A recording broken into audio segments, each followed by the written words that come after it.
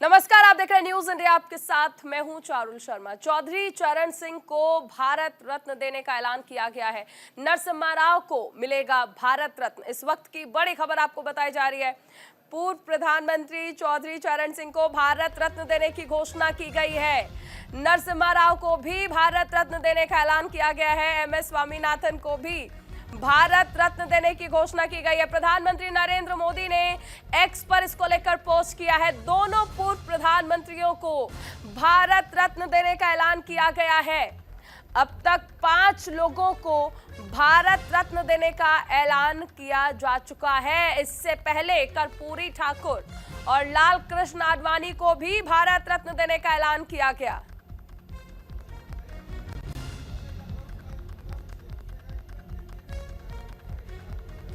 तो प्रधानमंत्री नरेंद्र मोदी ने पोस्ट के जरिए इस बात का ऐलान किया है कि पूर्व प्रधानमंत्री चौधरी चरण सिंह को भारत रत्न से नवाजा जाएगा। इसी के साथ पूर्व प्रधानमंत्री नरसिम्हा राव को भी भारत रत्न से नवाजा जाएगा। देखिए, इससे पहले पूर्व सीएम कर्पूरी ठाकुर के नाम का ऐलान भी किया गया। लाल कृष्ण आडवाणी के नाम का भी ऐलान किया गया।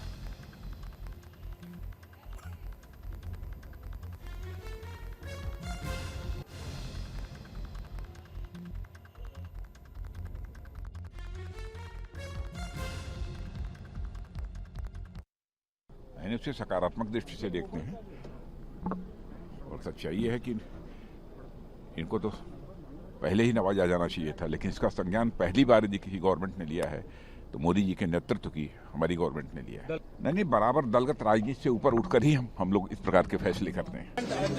प्राइम मिनिस्टर चौधरी चरण Singh and Bharat Ratna for P.V. Narasimha Rao, ma'am. Well, I welcome them. Why not? Former Prime Minister Chaudhary Charan Singh and Bharat Ratna for P.V. Narasimha Rao, ma'am. Well, I welcome them. Why not? चरण सिंह, नरसिम्हा राव और स्वामीनाथन, इन तीनों को भारत रत्न, ये बहुत ही अच्छी खबर है। चरण सिंह जी ने आजादी के बाद किसान की आवाज उठाई। नरसिम्हा राव ने देश में जो आर्थिक विकास कुंठित हुआ था उसको पार करने के लिए उन्होंने आर्थिक सुधार लाए। और स्वामीनाथन ने इस देश को, जो हम बचपन में कनाडा का और ऑस्ट्रेलिया का गेहूं चावल खाते थे, वो अब पूरा भारत ग्रीन रिवॉल्यूशन हुआ, हरित क्रांति हुई, उसके जनक है। तो तीनों का यथोचित सम्मान है, मुझे लगता है, भारत रत्न पुरस्कार। आज पूज्य चौधरी चरण सिंह जी को भारत रत्न दिए जाने का समाचार प्राप्त हुआ है। चौधरी चरण सिंह जी भारत के बड़े नेता थे और खासकर किसान उनको अपना परिवार का सदस्य मानते थे। पूरे देश के किसानों में हर्षोल्लास की लहर है। चारों तरफ से बधाइयाँ, शुभकामनाएं प्राप्त हो रही हैं।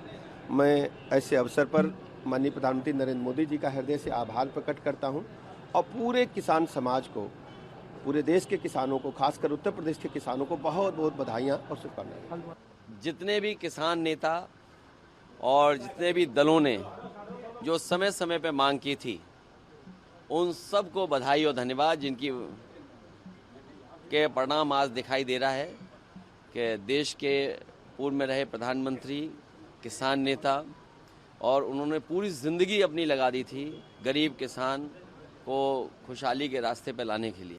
देखिए, आज़ाद भारत में चौधरी चरण सिंह से बड़े किसान नेता नहीं हुए। किसानों के लिए जो काम उन्होंने किया शायद कोई दूसरा नहीं कर पाया, और बहुत दिनों से इस बात की प्रतीक्षा देश भर के किसानों को थी। और बड़ी खुशी की बात है, प्रधानमंत्री जी का बहुत बहुत धन्यवाद, हार्दिक अभिनंदन कि उन्होंने किसानों की सबसे बड़ी मांग जो थी, जो चरण सिंह को भारत रत्न देने की हमेशा सभी पार्टियों की मांग थी, सभी सांसदों की मांग थी। शायद ये मांग, मुझे नहीं लगता किसी और व्यक्ति के लिए इतनी कभी मांग उठी हो। तो प्रधानमंत्री का बहुत बहुत धन्यवाद, आभार। आज का दिन निश्चित रूप से किसानों को समर्पित दिवस है, क्योंकि किसानों के मसीहा रहे, किसानों के लिए जिन्होंने जीवन खपा दिया, ऐसे चौधरी चरण सिंह जी को आज भारत रत्न से नवाजा गया। और साथ ही एक साइंटिस्ट के तौर पर जिस तरह से देश के अंदर हरित क्रांति से लेकर और किसानों की जो उत्पादन में वृद्धि को लेकर जो काम किया गया, ऐसे स्वामीनाथन जी ने जो स्वामीनाथन आयोग की रिपोर्ट को प्रस्तुत किया था, तो ऐसे स्वामीनाथन जी को भी सम्मानित किया। और साथ ही हमारे जो पूर्व प्रधानमंत्री आदरणीय पीवी नरसिम्हा राव जी को भी सम्मानित किया है। तो मैं निश्चित रूप से बहुत बहुत धन्यवाद देना चाहता हूं आदरणीय प्रधानमंत्री नरेंद्र मोदी जी को। पूर्व प्रधानमंत्री चौधरी चरण सिंह को भारत रत्न देने का ऐलान किया गया है। चौधरी चरण सिंह को भारत रत्न देने पर जयंत चौधरी ने पोस्ट किया। जयंत ने एक्स पर पोस्ट करते हुए लिखा, दिल जीत लिया। अभी मीडिया से भी मुखातिब हुए थे जयंत चौधरी।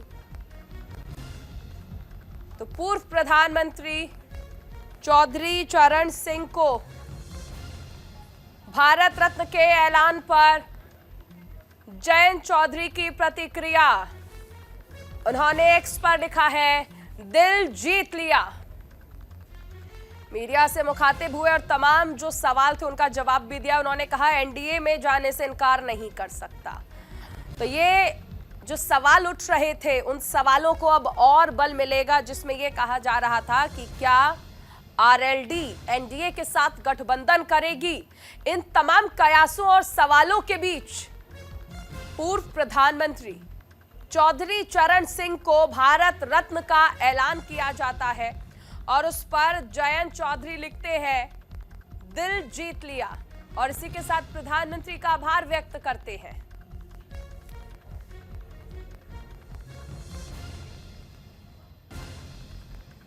मेरे लिए भावुक पल हैं, ये यादगार पल हैं, स्मरणीय हैं।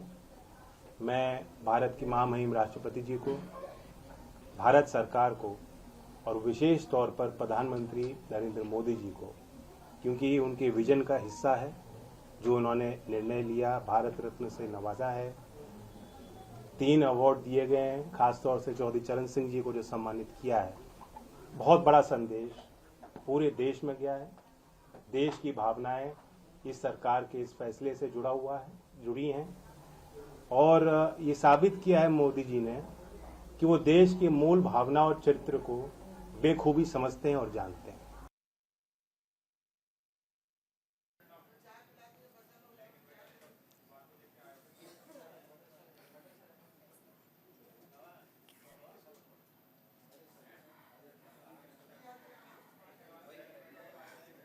तो जयंत चौधरी ने ट्विटर पर यह पोस्ट करके लिखा कि दिल जीत लिया। प्रधानमंत्री का आभार भी व्यक्त किया, लेकिन कहा, प्रधानमंत्री मोदी ने मेरा दिल जीता है, खरीदा नहीं है।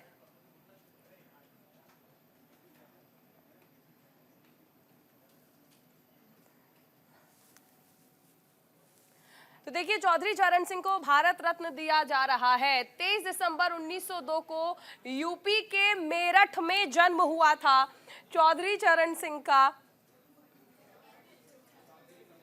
फिलहाल एक बड़ा ऐलान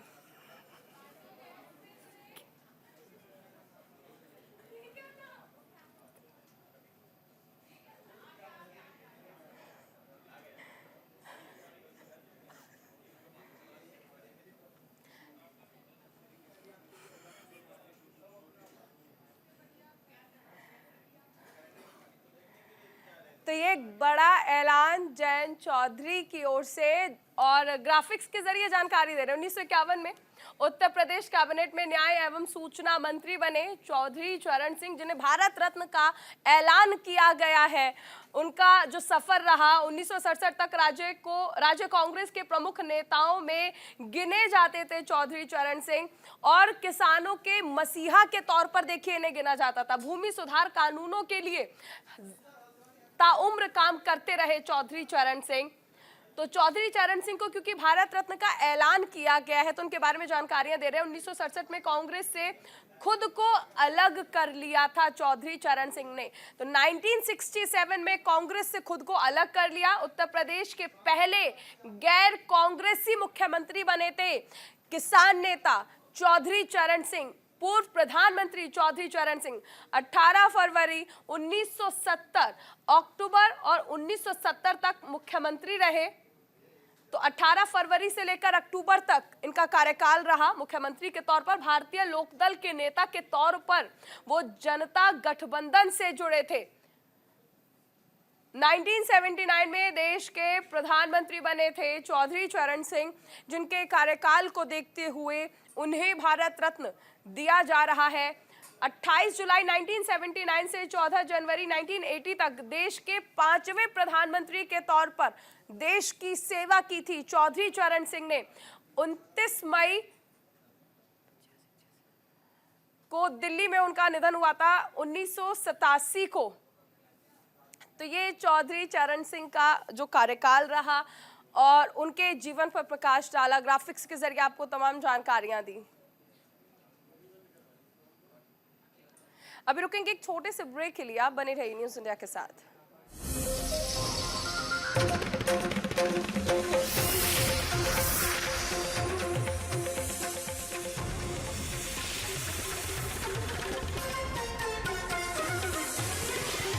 स्वागत है आपका। इस वक्त की बड़ी खबर उत्तराखंड के हल्द्वानी से आ रही है, जहां पर हिंसा में 4 लोगों की मौत अब तक हो गई है। आईजी नीलेश आनंद ने इस बात की जानकारी दी है। घटना पर पुलिस की चौकस नजर बनी हुई है। एरिया में बढ़ी है पुलिस की गश्त। 1100 सुरक्षा बल मौके पर तैनात है। हल्द्वानी में जो हिंसा हुई है, इसे लेकर प्रशासन लगातार अलर्ट मोड पर है। आईजी नीलेश आनंद ने हल्द्वानी को लेकर जानकारी दी। उन्होंने कहा कि पूरी घटना पर पुलिस ने नजर बनाई हुई है और हालात को काबू में करने के लिए पुलिस बल को सख्त निर्देश दिया गया है। पूरे एरिया में पुलिस की गश्त बढ़ा दी है। करीब 1100 सुरक्षा बल जो कि मौके पर तैनात है। इंटरनेट सेवाओं को बंद कर दिया गया है ताकि किसी भी प्रकार की भ्रामक जानकारी ना फैलाई जा सके। आईजी की ओर से बताया गया कि हल्द्वानी में अभी स्थिति काबू में है।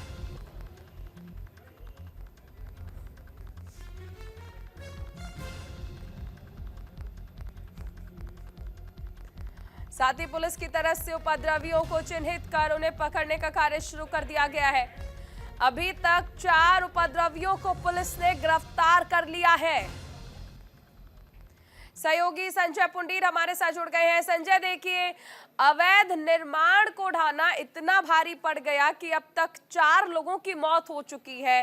प्रशासन अलर्ट पर है और इलाके में कर्फ्यू लगाने की नौबत आ गई है।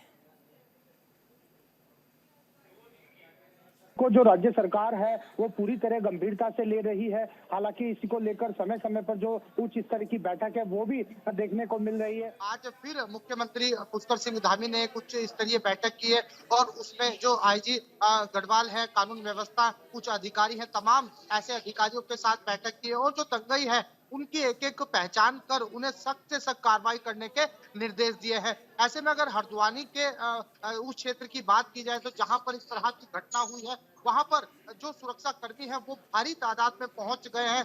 पुलिस बटालियन के कई दस्ते वहां मौके पर मौजूद है। हालांकि स्थिति भी कंट्रोल में है। जो लोग हैं वो पूरी तरह दहशत में आ गए थे क्योंकि कल का जो नजारा था वो मंजर भय भय करने वाला था। क्योंकि हम लगातार देख रहे थे कि कल लगातार 3 घंटे तक वहां जो पत्थरबाजी थी, आगजनी जैसी घटनाएं थी वो लगातार देखने को मिल रही थी, जिसके बाद वहां एक के बाद एक जो पुलिस के दस्ते हैं वो भी पहुंच गए थे। लेकिन उसके बावजूद भी जो लोग थे, जो दंगई थे, वो रुकने का नाम नहीं ले रहे थे। हालांकि इस पूरे घटनाक्रम में कई लोगों की मौत भी हो गई है और जो दंगई है उनकी जल्द से जल्द पहचान करके उनको कहीं ना कहीं सख्त कार्रवाई करने की बात। संजय, ये समझना चाहेंगे आपसे कि यहाँ पर अगर हम पूरे मामले को देखें, हालांकि इस वक्त हिंसा है वहां पर, ये समझना चाहेंगे कि इतना बड़ा इंटेलिजेंस फेलियर कैसे हो गया कि लोग पत्थर लेकर आ गए। उन्होंने पूरी तैयारी कर ली थी कि हिंसा को अंजाम तक पहुंचाना है, उन्होंने वो कर भी दिया। 4 लोगों की मौत हो गई है। पुलिस कर्मियों को तो कहा जा रहा है कि कुछ पुलिसकर्मी अभी भी लापता हैं। ये सब कुछ जो इंटेलिजेंस फेलियर रहा, ये किसकी वजह से हुआ? देखिए चारुल, कल ये 4:30 बजे की घटना है जिस वक्त वहां नगर आयुक्त की टीम और जो जिला अधिकारी हैं वो वहां पर पहुंचे। उसके बाद कुछ देर बाद ही जो आसपास के लोग थे वहां एकत्रित होना शुरू हो गए थे। उसके बाद लगातार ही हम देख रहे थे कि जो प्रदर्शन था वो होना शुरू हो गया था। कुछ ही देर तक वहां जो पुलिस और जो दंगई थे उनकी तकरार भी हुई, एक दूसरे को वहां धकेलने की कोशिश की गई, लेकिन उसके बाद मामला इतना बढ़ गया कि आसपास के जो थानों की पुलिस थी वो वहां पर बुलानी पड़ी। हालांकि इस बात का अंदाजा नहीं था कि जो दंगई है वो इस तरह के हालात वहां पैदा कर देंगे कि जो स्थिति है वो कंट्रोल में होने वाली नहीं है। इसी को लेकर तमाम जो दंगई है उनकी लगातार पहचान करने की कोशिश की जा रही है, क्योंकि हमने देखा है कि कल उस वक्त का जो मंजर था कई लोगों के कैमरे में वो पूरी तस्वीर कैद भी हुई है, जिनके आधार पर अब जो दंगई है उनकी पहचान करने की कोशिश की जा रही है। इसको लेकर मुख्यमंत्री पुष्कर सिंह धामी ने भी साफ दिशा निर्देश दिया है कि जो दंगई होंगे उनका किसी भी हाल में उनको बख्शा नहीं जाएगा। जी चारुल। संजय, लेकिन देखिए, ये तो पहले से ही तय था कि अवैध निर्माण को ध्वस्त किया जाएगा, लेकिन अवैध निर्माण ध्वस्त करने की आड़ में सांप्रदायिक हिंसा करना देवभूमि में, और इस मामले में इंटेलिजेंस फेलियर तो रहा, लेकिन ऐसे लोगों को कैसे निपटेगी धामी सरकार और कैसे एक मैसेज देने की कोशिश की जाएगी कि ये सब कुछ देवभूमि में नहीं चलेगा, ये दंगा, ये हिंसा, ये देवभूमि में और नहीं देखने को मिलेगा।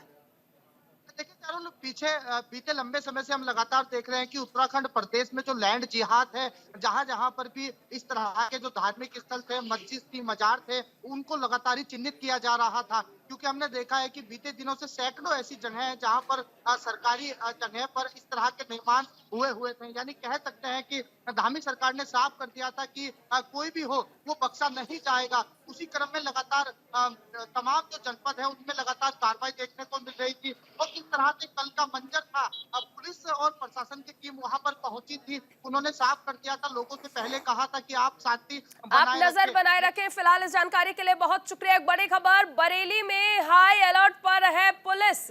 बड़ी खबर, तौकीर रजा के समर्थन में उतरे हैं लोग।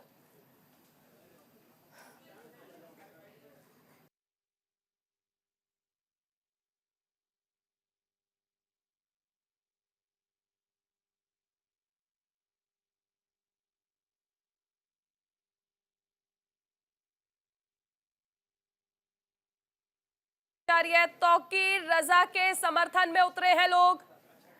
आज तौकीर रजा, जिन्होंने ऐलान किया था गिरफ्तारी का, समर्थन में बड़ी मात्रा में लोग उतरे हैं। हाई अलर्ट पर है पुलिस।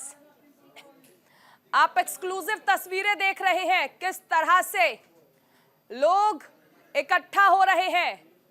हाई अलर्ट पर है पुलिस प्रशासन।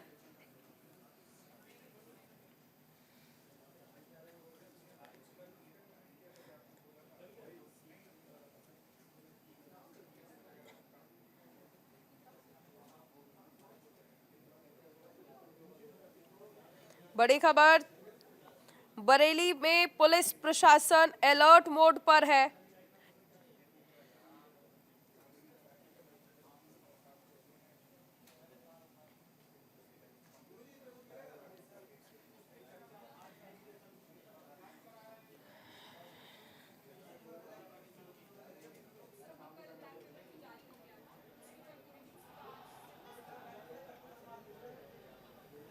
एक्सक्लूसिव तस्वीरें आप देख रहे हैं, लोग इकट्ठा हुए हैं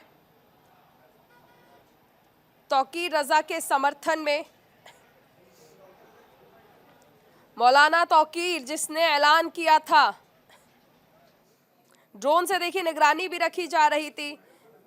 मौलाना तौकीर रजा ने शुक्रवार को इस्लामिया इंटर कॉलेज के मैदान में पहुंचकर गिरफ्तारी देने का ऐलान किया था, और इसी को देखते हुए इस्लामिया मैदान को सील भी कर दिया गया था। पुलिस कर्मियों को भी यहां पर तैनात किया गया था।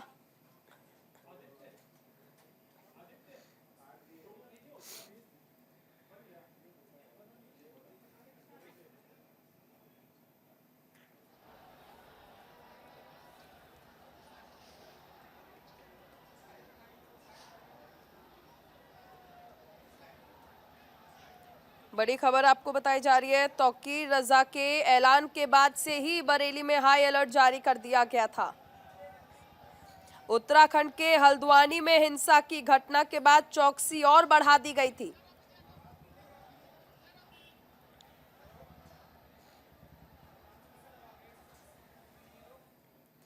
दरअसल तौकी रजा ने ऐलान किया था शुक्रवार को जुमे की नमाज के बाद गिरफ्तारी का ऐलान।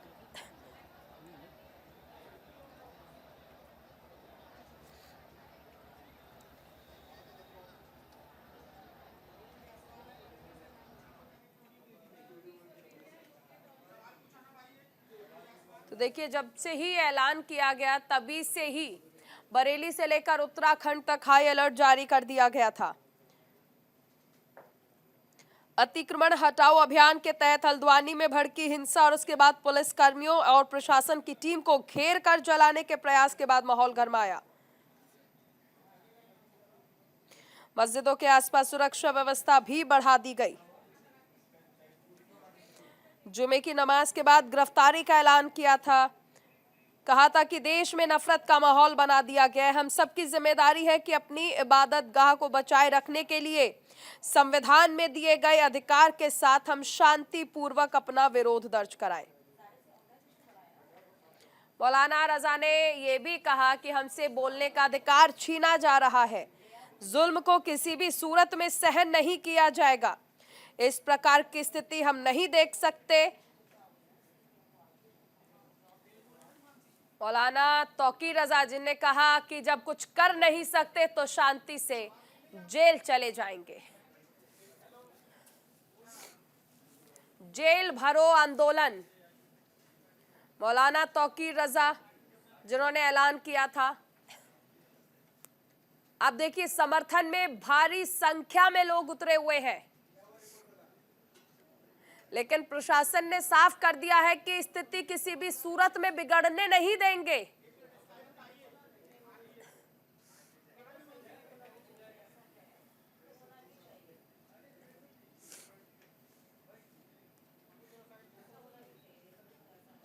हाई अलर्ट पर है पुलिस प्रशासन। जुमे की नमाज के बाद देखिए जो ऐलान किया था, जेल भरो आंदोलन का जो आह्वान किया था, उसके बाद अब समर्थकों का हंगामा आप देख सकते हैं। तौकी रजा का कहना है कि लोकतंत्र है लेकिन हमें बोलने नहीं दिया जा रहा।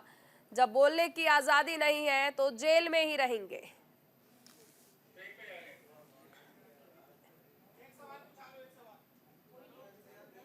इसी के साथ इस बुलेटिन में फिलहाल इतना ही। आप बने रहिए न्यूज़ इंडिया के साथ।